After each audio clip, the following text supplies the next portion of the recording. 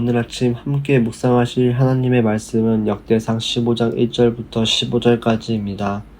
다윗이 다윗성에서 자기를 위하여 궁전을 세우고 또 하나님의 궤를 둘 곳을 마련하고 그것을 위하여 장막을 치고 다윗이 이르되 레위 사람 외에는 하나님의 궤를 맬 수 없나니 이는 여호와께서 그들을 택하사 여호와의 궤를 메고 영원히 그를 섬기게 하셨음이라 하고 다윗이 이스라엘 온 무리를 예루살렘으로 모으고 여호와의 궤를 그 마련한 곳으로 메어 올리고자 하여 다윗이 아론 자손과 레위 사람을 모으니 그앗 자손 중에 지도자 우리엘과 그의 형제가 120명이요 므라리 자손 중에 지도자 아사야와 그의 형제가 220명이요 게르솜 자손 중에 지도자 요엘과 그의 형제가 130명이요 엘리사반 자손 중에 지도자 스마야와 그의 형제가 200명이요 헤브론 자손 중에 지도자 엘리엘과 그의 형제가 80명이요 우시엘 자손 중에 지도자 암미나답과 그의 형제가 112명이라.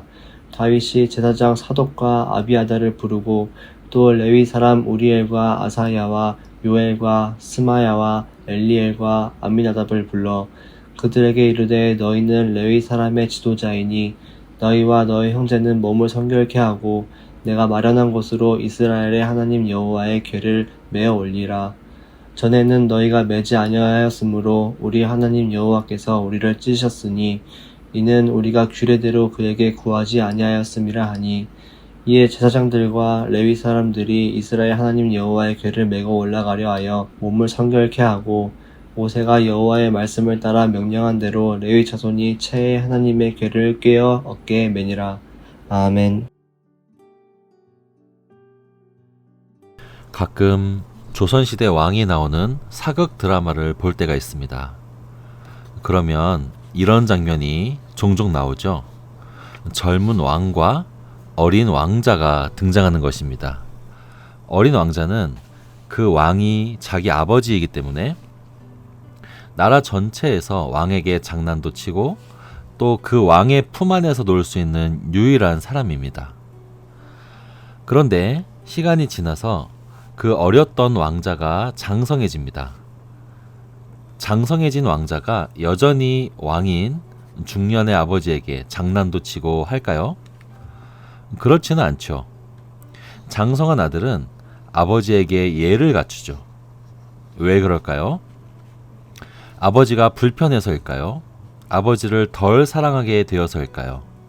그게 아니라 철이 들고 성숙해 가면서 아버지가 마땅히 받아야 할 그 예의를 성심을 다해 자발적으로 표현하게 되는 것입니다. 우리의 신앙의 성숙도 이와 같습니다. 우리가 처음에는 하나님을 알게 되고 또 많은 은혜를 받게 되죠. 예수 그리스도를 우리 안에 모시게 되면 그로부터 흘러나오는 자유함이 우리를 감쌉니다. 확실히 우리는 종의 영이 아니라 아들의 영을 받게 되는 것이죠. 하나님이 친밀해집니다. 그런데 우리 하나님께서는 그 단계를 넘어서 성숙의 단계로 가게 하기 위해서 우리가 놓쳐서는 안 될 한 가지 감각을 상기시켜 주시는데 그것이 바로 하나님에 대한 경외함입니다. 우리는 신앙이 성숙해 가면서 반드시 하나님에 대한 친밀함에서 경외함까지 나아가야 합니다. 오늘 다윗의 이야기가 그것을 확실히 보여줍니다. 지금 다윗은 왕이 되었고 한 가지 수건 사업을 하려고 합니다. 그것은 바로 여호와의 법궤를 운반해서 예루살렘으로 가지고 오는 것입니다. 이 법궤는 눈에 보이지 않는 하나님이 앉아 계시는 여호와의 보좌와 같습니다. 즉 법궤를 옮기는 일은 왕이신 하나님을 모시는 것입니다. 그런데 우리가 잘 알듯이 첫 번째 법궤를 이동할 때 사고가 일어나죠. 다윗은 법궤를 새 수레에 싣고 가지고 오도록 합니다. 그렇게 이동하는 도중에 소가 갑자기 뛰는 바람에 수레 안에 있던 법궤가 떨어질 것 같았을 때 우사라는 사람이 손을 뻗어서 법궤를 붙들었다가 죽임을 당한 일이 있었습니다. 법궤는 거룩한 하나님의 성물이기 때문에 율법에 따르면 절대로 웃사가 그 법궤에 자기의 손을 대서는 안 됐습니다. 그러나 다윗은 이 일을 단지 웃사의 개인적인 실수나 개인적인 잘못으로만 보지 않았고 이 전체 과정 가운데 하나님의 율법을 지키지 않았기 때문이었음을 깨닫고 또 시인합니다. 오늘 본문 역대상 15장 13절에 이렇게 나와 있습니다.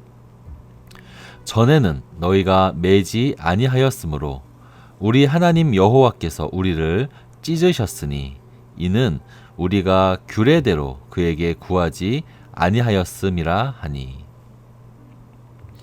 웃사가 물론 그것을 손을 대어서는 안 됐었지만 그 이전에 근본적으로 법궤를 옮길 때는 수레로 그렇게 하면 안 됐습니다. 아무리 조심하게 해도 아무리 정성을 들여도 하나님이 임재하신다고 여겨지는 그 법궤를 수레로 옮기는 것은 짐짝 취급하는 것과 같았지요. 법궤를 옮길 때는 하나님께서 분명하게 주신 지침이 있습니다. 해달 가죽으로 덮고 레위 지파 안에 고핫 자손들만이 법궤를 장대로 꿰어 매고 옮겨야 합니다. 그런데 다윗은 법궤를 예루살렘으로 가져온다는 그 목적의 정당성 하나만을 바라보면서 여호와를 여호와의 말씀으로 대하는 것, 여호와를 여호와답게 대하는 것, 그것을 간과한 것입니다. 즉 경외함을 간과한 것이죠. 사실 다윗은 생애를 살면서 그 누구보다 하나님과 친밀함을 누리는 사람이었습니다.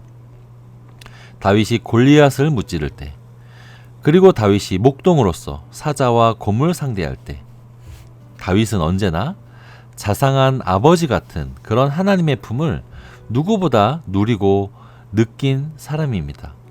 무엇보다 다윗이 기록한 수많은 시편들을 보면 다윗이 하나님께 누렸던 그 친밀함은 참 깊고 깊다고 생각이 됩니다. 그러나 다윗이 이제 왕이 되고 성숙의 단계로 나아가기 위해서는 반드시 여호와에 대한 경외함으로 나아가야 했습니다. 경외함을 배워야 했습니다. 자기의 열정대로만 하나님을 사랑하는 것이 아니라 하나님의 말씀이 명하시는 방법대로, 하나님의 율법이 정해주신 규율대로 그렇게 하나님을 섬기고 대하는 법을 배워야 했다는 말입니다. 하나님 아버지는 사랑이 많으실 분일 뿐만 아니라 거룩하시고 경외할 만한 그런 분이기 때문입니다. 성경의 많은 스토리 중에서 하나님을 대할 때 너무 쉽게 생각해서 경외함을 잃어버리고 자기 마음대로 했기 때문에 망했던 많은 사람들이 있습니다. 과거 아론의 아들 나답과 아비후가 하나님께 제사를 드리되 하나님이 명령하지 않으신 다른 불을 담아서 분향함으로 죽임을 당했습니다. 하나님의 말씀대로 경외하지 않았기 때문이죠. 또 가까이는 사울 왕입니다. 사울 왕이 전쟁을 앞두고 본인이 제사를 집례한 탓에 하나님께 버림받은 일도 있었습니다. 하나님의 말씀대로 경외하지 않았기 때문이지요. 그러나 다윗은 첫 번째 법궤 이동 시에 치렀던 그 혹독한 대가를 통해서 경외함을 배웠습니다. 다윗은 두 번째 법궤 이동 프로젝트에서는 철저하게 사전 준비를 했습니다. 다윗은 첫 번째 실패 속에서도 하나님의 법궤를 모셔오고자 하는 그 선한 열망은 식지 않되 그 열망을 경외함으로 승화시키는 것을 배웠습니다. 우리도 이와 같습니다.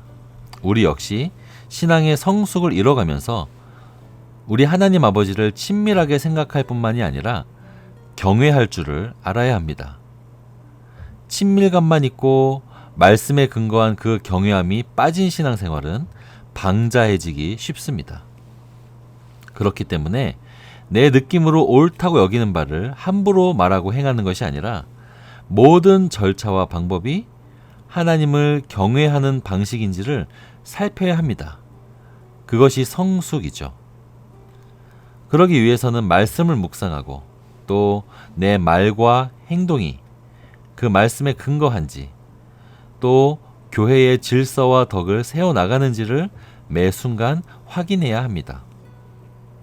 우리의 말과 행동이 언제나 거룩하신 하나님 앞에 있음을 의식하며 한 발 한 발 다져야 합니다.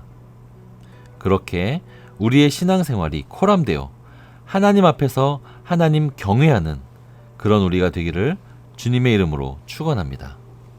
두 가지 기도 제목을 나누겠습니다.